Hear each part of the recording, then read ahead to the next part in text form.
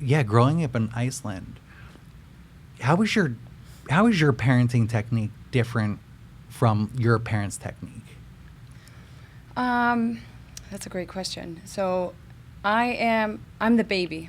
My siblings are much older than me. I have a sister that's 8 years older. I have a brother that's 16 years older, and then another that's 17 and 18 years older. I mean, I have a lot of siblings. Wow. And only last year, I found out that I have another sister that's 10 years older. So, and you have more than one kid. You know, how the first kid, you're so scared of everything happening. Like, you're like checking if they're breathing, you're checking if they're okay. Like, you're always panicky, and Yeah. then more babies you have, it's like, you kind of got this. I think that was the case with me and my parents. They're like, oh, she's fine. So my dad worked a lot, so he was not around so much. He had a lot of social life, and my mother's never ever yelled at me, ever. And I can't say the same. I can get frustrated, but she's never yelled at me or screamed at me. I remember one time she was mad at me, upset with me for something stupid. And I kind of, probably because of that, how close we were, I never had to lie to her. I never had to go behind her back. And if I did, I would come to her broken and admit what I did. But that being said, they were away a lot, so I was kind of not forced, but I kind of just grew in. I became independent very young. And I didn't know any different, so it wasn't bad or good. My friends would be like, but Hilda's allowed to do this, and Hilda's allowed to do that, And they would and when I was a teenager, they had a summer house, so they would go on weekends, and I would throw big, big parties all the time. I don't know how they put up with me. I used to be so much fun. It's a new kind of party now. Yeah, That's definitely. what Missy says. I had my fun, and I wasn't going to grow up till I became a mother. But they... Now, I know, we've spoken. So, first of all, Icelandic is, I believe, and well known and a household name at this point. And I know that you are a huge enthusiast, fitness enthusiast. And, we've talked about, how healthy Icelandic is and the alkaline and all of, the ingredients. Tell us a little bit more about, Iceland and from the perspective of, is Icelandic glacial really from a glacier? It's from Iceland, and you can even read it on the bottle. This is it. It's here. It's from it's not even saying here. It's on the other bottle. Icelandic is... It's These are the from, new glass bottles, people. That's why. Maybe it's on your bottle. I'm checking. Because they talk about this volcano that erupted over 5,000 years ago. So now we have the spring where it filters naturally through the lava. So there's no contamination. It has minerals like silica, magnesium.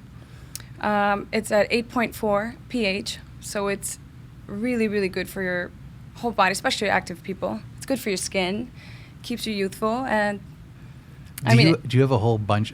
Are your kids drinking Icelandic all the time? Of course. Okay. I forbid everything else. And you're obviously super fit, into fitness. Is that kind of the MO of this whole Icelandic glacial? And of course you have several other brands that we're going to get into, because we need the people to know how you created this and how you're able to make them so big. But is that a common theme? Well, I wish I could take the credit for creating this. It's not me. I've only been so much involved for a couple of years, but Icelandic, it's a product that sells itself. I don't have to sit there and convince anybody that it's good, because once you taste it, you feel how pure it is, and it makes you feel better. So it's an easy thing to sell. You don't have to convince. Yeah. And we've talked about a little bit about how you get out there. Obviously, you have to kind of be fit to be able to network like you do. You may not have created Icelandic. There are brands, of course, that you're a part of that you help get off the ground and create, but you are a driving force, especially when it comes to networking, right? That is my superpower. Yeah. And what I loved what you had mentioned to me before is that Miami can, in fact, be, a network up until 10 p.m. and still get up at 5 a.m. Yeah, no. Which is kind of like... I love that. A few years back, I'd probably be still networking at 5 a.m. versus working out at 5 a.m. Yeah. But that is the beauty of Miami. There's daytime parties, nighttime parties, Monday parties. It's Saturday 24/7 in Miami. Yeah. And people are out and about all the time, and you actually have healthier conversations at 8 p.m. than 3 a.m. Yeah, for sure. I can have both. I'm good at both, but And 8 p.m. is better for me.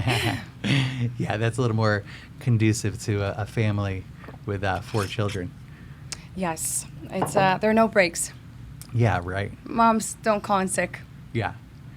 And, like there's padel, there's golf, there's tennis.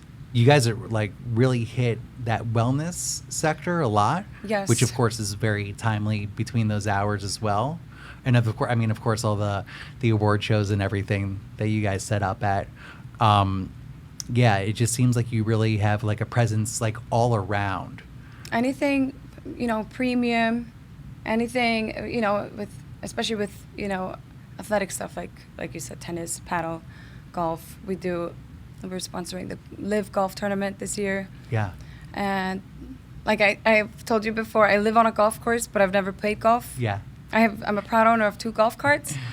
I use them a lot, but yeah, I mean, people in general that are athletic and are working out and are into those kind of sports, they appreciate the quality of the water. Yeah. And there's so much access to so much information these days. I'm not gonna shit over any brand specifically, but they have access to the information if it's actually good for you or not, regardless of what their marketing campaign says. And that's the fun part. Like I said, I don't have to sell it. It's like selling water to... There's some sort of joke there. There is. I should know it. It's like selling ice to an Eskimo. But exactly. But the interesting thing is that in Iceland, the water from the sink is actually good. It is really good. Yeah, and you can drink it. But people are still more and more buying the water, even though they can get it from the sink. Yeah. I mean, you're not getting the same water from the Icelandic glacier water, but you're getting very pure water in Iceland. Yeah. So tell us, because I love like takeaways. We kind of call it dropping a gem on them. Like with Icelandic Glacial, obviously great, healthy product. It kind of sells itself, but you got to be out there. You're networking like tremendously. You guys have a presence. We always see the activations. Can you talk a little bit about the other brands that you work with, and how does that look? Are you constantly networking? What's your like marketing strategy? For example, we're very appreciative because when your new rum comes into the market, will be launched in a month or so. Yeah, you have a new distillery. Mm-hmm. So let's talk about that. Let's talk about your rum from the ground up, and like how are you going to be able to create like a name for that? I'm assuming obviously it's a good rum. That's a start.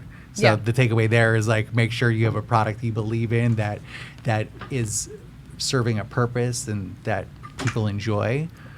But Absolutely. then what? Well, the funny thing is that, Christian Olafsson is the founder of Icelandic. And yes. It wasn't exciting enough. I say it as a joke.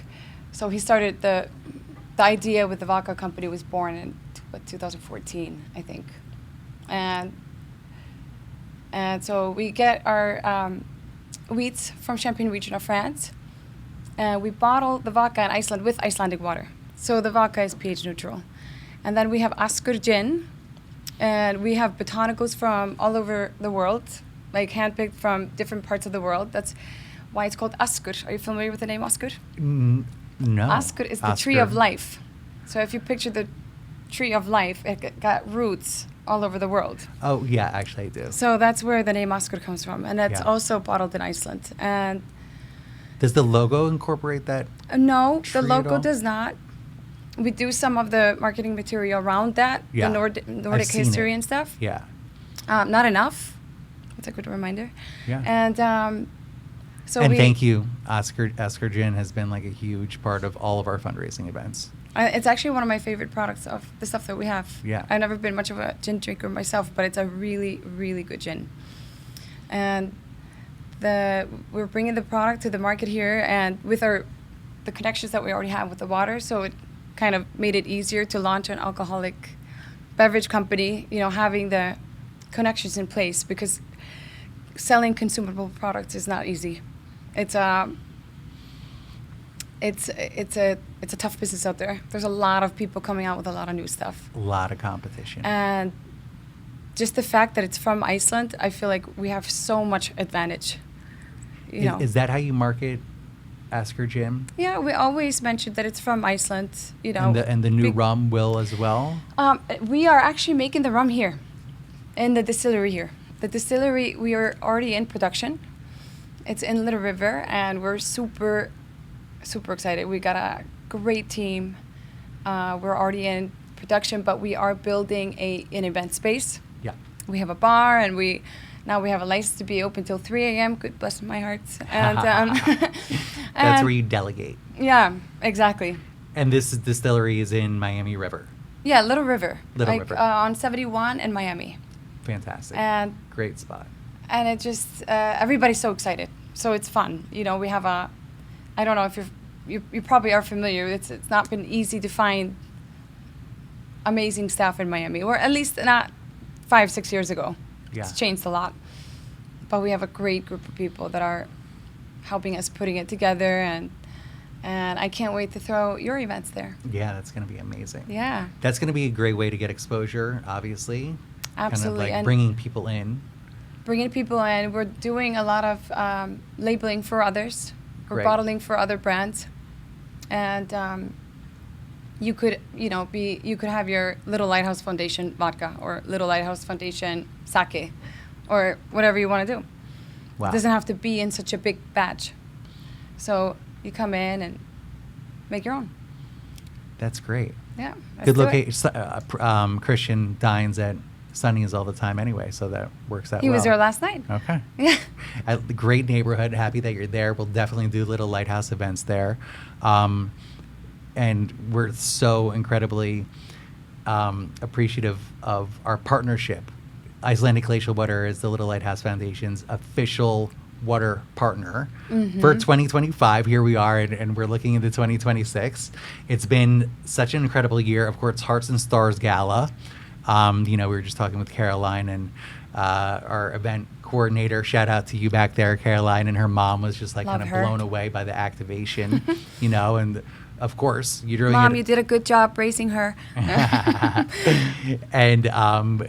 and all these award shows. Like the activations are amazing, and then all of our cocktails with the causes, which are at like Miami's finest establishments. We always make sure that we're reaching the creme de la creme there, and you guys activate on site. But even more importantly, I think that you're there, right? Oh, and I wouldn't miss it. Yeah, and your presence is recognized, and you're kind of like the point of contact for Icelandic, and you have your own content creators, capturing everything and making sure that you're making the most of this relationship. So I even bring the camera sometimes. Sometimes I wear like 10 hats. I think when we were at, what was it called, Novikov maybe, where I brought the gold bar. Yes, exactly. That was Novikov. I made the cocktails, the 300 cocktails in my kitchen before I arrived to your event. Oh, I didn't know that. You pre-batched. I pre-batched. I'm actually a mixologist. This is why I keep getting sucked back into the alcohol space. I worked for SB for so many years in Los Angeles, and I ran a nightclub in Iceland, and I worked at a bar in Mykonos and everywhere. So I create cocktail books and recipes for restaurants that don't have mixologists on board, That's right. Yeah, I make some fun cocktails, and I always use fresh fruit or vegetables or the fun stuff. Yeah. I think I made you for that event one with yellow bell pepper and mint with gin. Did you try it? Fantastic. No.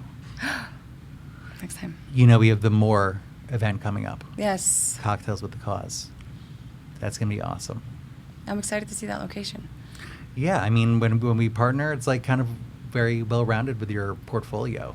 Asker Gin, what we like to call internally as a Blue Lagoon. I know. It's actually called Lagoon Bay. I know. But people, even if I'm introducing the product to someone new that's never ever seen it before, Yeah. and they'll be like, they'll look at the bottle, oh, Blue Lagoon. I'm like, no, it says Lagoon Bay, Yeah. It's So Lagoon Bay is a blue liqueur. yeah, And- it's the bitter, the aperitif. Yeah. You would kind of maybe compare it to Aperol. Yeah. You can make Lagoon Bay spritzes, and it has less sugar and less calories than other bitters. Yeah. So- we made a great cocktail at Rosa Negra over the summer with it. That was very Yeah, at popular. Swim Week, right? And Swim Week. Yeah, Yeah. that was another good event. Yeah. Fantastic. Beautifully curated. Yeah. The partnership is strong. All these brands that you have, what's the secret ingredient? What are you like, what could you say to like people that are listening? Like, of course, networking is key. I know for your mental health, you are kind of like a workout, I say enthusiast, but between us and everybody, like an addict like myself. I'm an addict, yeah. Okay, yeah. If I don't work out, I am violent. But Not violent, but like it's the only time, Jonathan, where I get to be alone. It is a form of meditation Yeah. for sure. So I do them You all. can be fully present. I'm in yoga. I'm in boot camp. I box. I play horrible tennis. Not for long. I'll be very good because I have to be the best at everything. I do different circuit training classes, and I was introduced to high rocks the other day. All right. And I run half marathons, and this is what keeps me level-headed. Yeah, I mean, you're juggling a lot of things, of course, and family Yeah. life is a lot. It's a beautiful, beautiful, it's precious time with the kids, that obviously we're never going to get back. So, like, I know. Nobody prepares you how hard it is, though. yeah. And with all the brands that you have.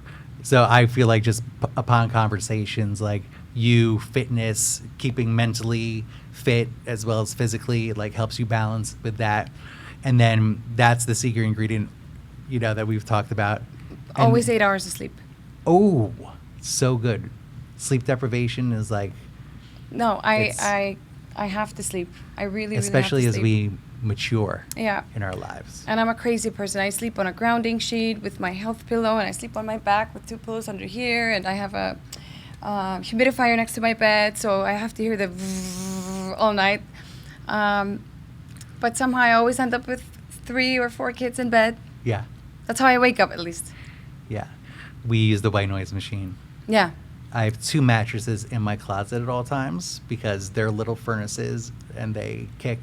Yeah. So they're on either side of me and Missy. That's very smart. That is my recommendation to all the parents out there. Yeah. Or Keeping or a mattress the on hand. Or the Alaskan King bed. Have you heard of that one? Oh, that's like I think it's like a double California King or Oh, something. okay. It's interesting. Won't fit in any house, but I still set up pillows as like little borders. yeah. Oh, between you guys? Yep. Yeah. I mean, snuggling and then set it up. Yeah. Okay, so that's a secret ingredient for kind of like keeping your mental health. You know what? But I also, there's so many secret ingredients. I eat. I'm very picky what I eat. I eat very, very healthy. I'm human. I drink wine when I need to, and I keep a lot of really, really good people around me. I have. I learned to say no. That was a big thing. I've always been a people pleaser, but I learned to say no. I learned to, not have to attend everything all the time, Can you imagine all the play dates and all the birthdays and everything that comes with the kids? It's a lot. I had to learn to set boundaries somewhere, even though I try my best. And to have like-minded people around you. And I always say this, the island, I live on Normandy Island. Are you familiar with it? Yes. I live on that island, and the 5th house on that same island. I left and I came back. It's a lot of people. Everybody's doing something interesting with their lives. Everybody's working hard, everybody's has some kind of goal, and it's just so nice to have those people that are like backing each other up, because we all have our good and bad days. Yeah. To have, someone just to talk to and, get back up there, girl. It's I think that's a big part of it, is to have good people around you. That's great. And I'm close with my parents. With the people that you keep around you, it's kind of like identification, so they can kind of like identify with like what you're going through and like the struggles and the gifts of Absolutely. everything. But is it also a little bit of a healthy competition, or that's not really? No, I would never. I mean, I'm sure maybe there's good people out there that look at it as a competition, but I don't look at it that way at all. But I also had to mature. I mean, I had to grow up one day, and also distance myself from people that were toxic, Yeah. and the people that were bringing me down, or, and that's a big step. Yeah. That was a big step for me. I love all these ingredients of making you, the entrepreneur and businesswoman, who you are, and giving you kind of like the ability to, tap into your full potential. When it comes to like the brands, what is like a takeaway of how they have been successful?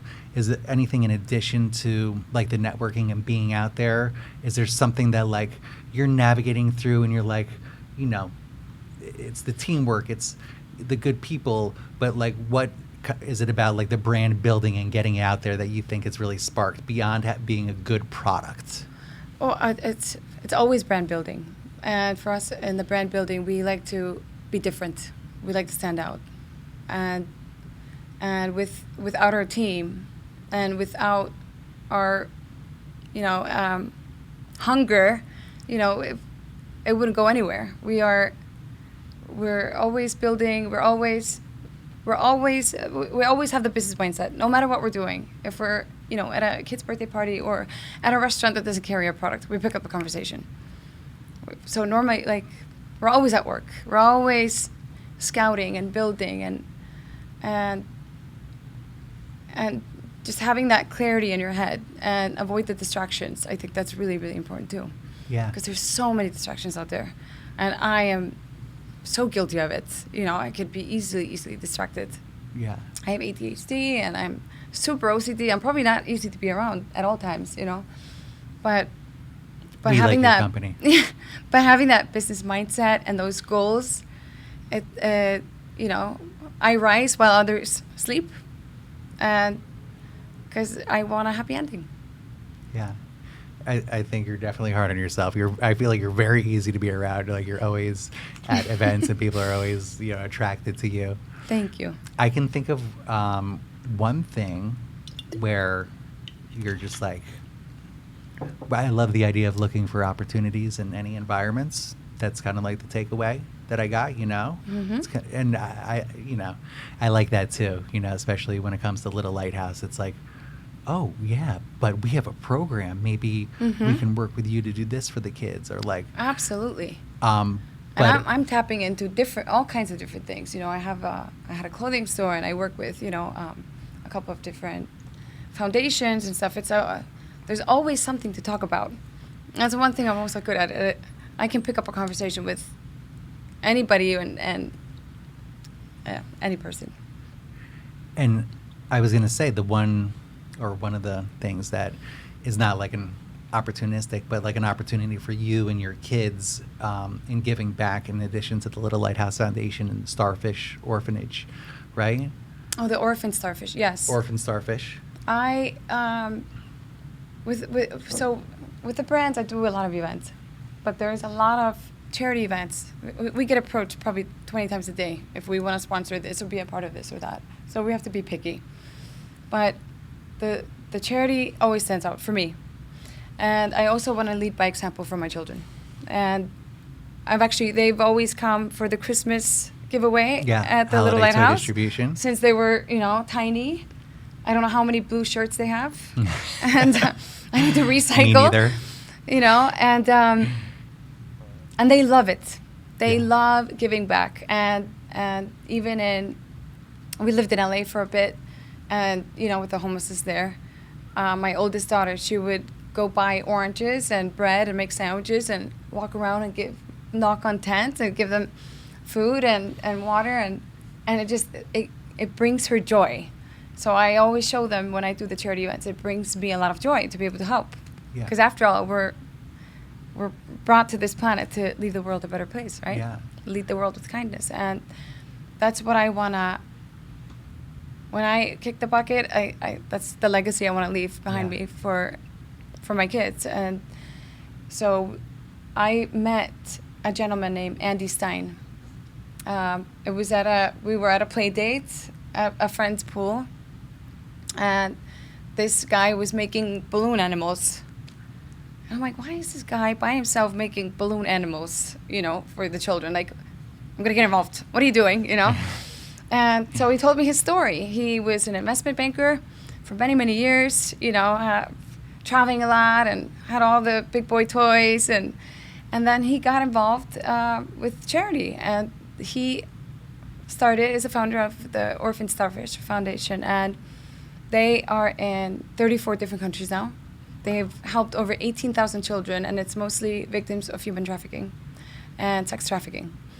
And they build technology centers. They provide them education. They provide them psychology help. They provide them, housing. Normally, it's most of the places I've visited. They split them up, girls and boys, and also ages. Mm-hmm. You have the teenagers in one house and children in different ones, and they don't act like victims. They are survivors. They smile, they dance, they sing, and basically they're getting their education at the orphanages. They're raised by nuns, at least from the ones that I've visited, Mm-hmm. and they all have a very sad story behind them. And you imagine little children, and especially as a mother, I get goosebumps. These children are raped day and night and kept sometimes in cages or in basements or until they're raped again and again and again. And but I was so shocked when my first visit, it was in Panama. I'm like, where are the parents? Like, you find the children. There's always like the signs, missing children. The parents are looking. You get an Amber Alert, Sadly, they're sold by their parents for drugs in so many cases. So what is happening in a lot of the countries is that they used to be able to adopt them from the orphanages. There's so many people that can't have children. But what they were seeing was there were a lot of people adopting a child to sell it again. So out of the 34 countries, I think it's only Costa Rica that there's a possibility to adopt a child. So they're raised in these homes, and they are provided the education to have a healthy, hopeful, bright life. And we actually do galas. I've been involved in their galas before, a few of them. I was actually honored this summer. Yeah, congratulations. Thank you. Where they are raising funds for scholarships. So they take it all the way, and it's a beautiful foundation. Well, that's amazing. I know Yeah. you invest a lot of time, product, and funds into, the well-being of these kids, and you take your children one-on-one. Yep, right? I have. I was just in Colombia with my third child, Milana, Mm-hmm.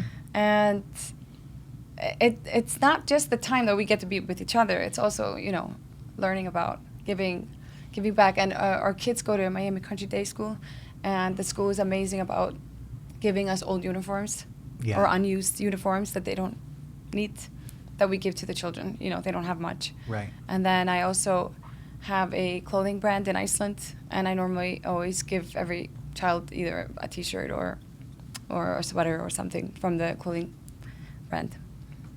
Great work. Yes, thank you. I try. Yeah. Anything for the kids.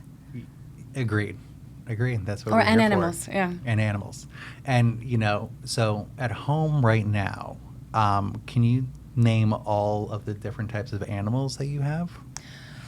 Well, at home, I have well, my kids have 3 cats, and I have an old senior citizen dog, Winston.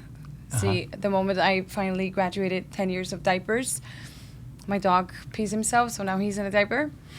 But I used to have them at the house. We moved houses. We had a really big yard and a little cabin thingy for my animals. I have 2 goats and 3 pigs. I love that. Mm-hmm. And they would come inside and hang out and watch TV with us, and that was I go. They are in a farm right next to my work, so I go see them all the time and feed them and take the kids there, and it's funny because there's so many animals there. They all think I'm mama. Every time I call them, they all come running. She's here. I love that. Yeah, Biggie and Drake are my dogs. I'm mama to them as well. Right? Yeah. Of course. It's a beautiful thing. It sounds like you have like a very loving, nurturing environment. You're raising your kids well, and there's a lot that you're doing, and so we're trying our best. Yeah. I guess that's the ultimate goal, right? Right. Give it all you got. Yeah. What's as we're closing out, what's anything new on the horizon? Obviously, the distillery is phenomenal, and a new rum to be launched. Vagabond. Vagabond. Love that. Mm-hmm. Vagabond rum. Yes, sir. What anything that you're like yearning to do, or you're staying the course and you got enough on your plate and kind of focusing on what you need to get done? Well, see, this has been my problem in the past. I do maybe too many things at once, but I really do want to make a RTD line, ready to drink, with the recipes that I've created for our brand. So maybe a couple. If hopefully we'll get a can line at the distillery. At the moment, we only have a line to make glass, but that's the next goal, I think. Recipe we'll book. No, I already have a few of those. I want to make the drinks, the ready to drink ready-to-drinks from my recipes. Right. Okay. And so the recipes are already Made, and now Yeah. you're just creating the drink. Yeah. Okay, that sounds simple enough. So I could bring in like 500 cans to your next event and not be muddling bell pepper at home before I come to the event. That's another dream, but it all starts up here and then goes here, and then we execute. Amazing. Well, yeah, it sounds like you literally have the blueprint for the cans. Right? So I wish you. It's a matter of time. Yeah. Yeah. I wish you all the best. Thank you so much, Jonathan. This has been amazing. I have to tell you, we all are so super excited to have you on this podcast. Thank you so much for having me. Yeah. This is an honor and it's fun. Yeah, you're And you a guys are driving family. force and an inspiration, to moms, to women, to anybody. Thank you. And what you do, and you're definitely a motivating factor in my life. I hope I can motivate so many people out there. There is always hope, and the one rule is never give up. Do it no matter how you feel. Just do it. So, yeah. Thank you. You guys Thank are like you. family. We love and appreciate Don't you. ever break up with me, okay? We promise. Thank you so Thank much. you.